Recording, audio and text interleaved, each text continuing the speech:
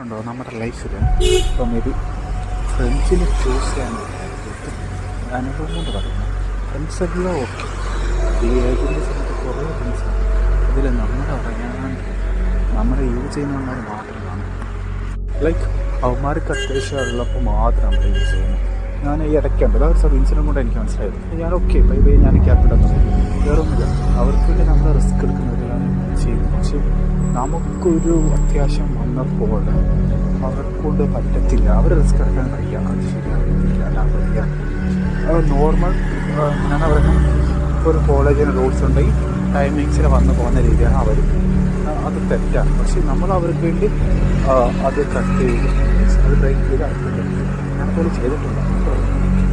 നമുക്ക് കാര്യം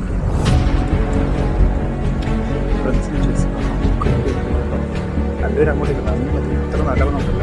ഓക്കെ.